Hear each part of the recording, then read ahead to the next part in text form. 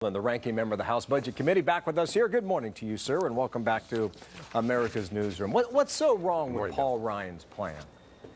The problem with Paul Ryan's plan, as former President Clinton pointed out in his remarks at that forum where you just caught him at, is that it would be a disaster for American seniors because it would terminate the Medicare guarantee. It would force seniors into the private insurance market, where independent analysts like the Congressional Budget Office have said they would face rising costs at the same time that the Ryan plan reduces in a big way the support they get. And that's why seniors would pay a whole lot more. Well, what I understand from the Ryan plan, we'll get to the payment in a moment, but there are no changes for anyone in retirement or anyone that's near retirement, age 55 or older.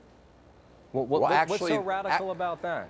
Actually, that's not true with respect to the Prescription Drug Program Part D, where the Affordable Care Act, the Health Care Reform Act, will close the prescription drug donut hole.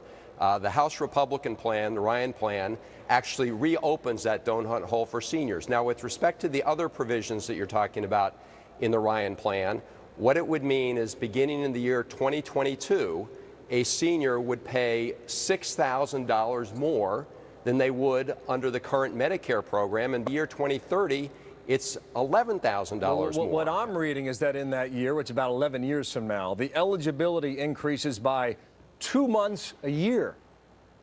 No, the major two months a year. Yeah. I mean, that's incremental, is it not?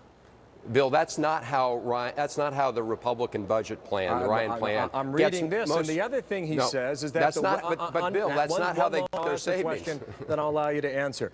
Under the Ryan plan, he builds in a payment program where the wealthy have to pay more. No, isn't that something you'd support? Yeah, look, you can look at a whole variety of proposals, but let me be very clear, and this is what the Congressional Budget Office and the independent analysts have said. The reason that Republican plan saves money is because it forces seniors into a private insurance market where costs will increase while the government contribution, the Medicare contribution, goes down dramatically. And that's why the gap that seniors will have to pay, the difference they'll have to pay, goes up and up and up every year. But Paul Ryan's plan is cutting spending, and you know Americans are locked in on this whole debt and deficit issue. It'll cut spending by $5.8 trillion over 10 years. Now you mentioned Bill Clinton at the top of our interview here. What he said yesterday was a warning to Democrats, saying, don't do nothing. What do you think of that?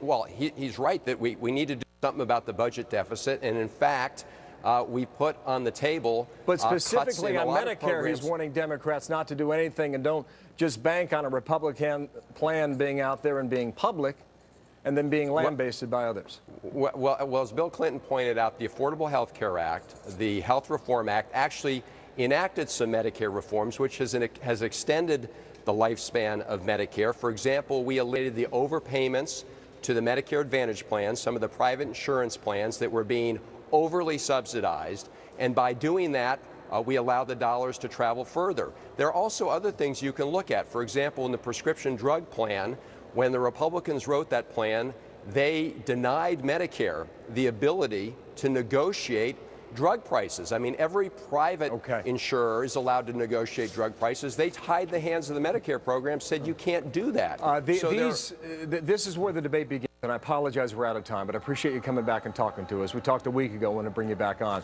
We're going to get Republican reaction to all this, too, a bit later in our program.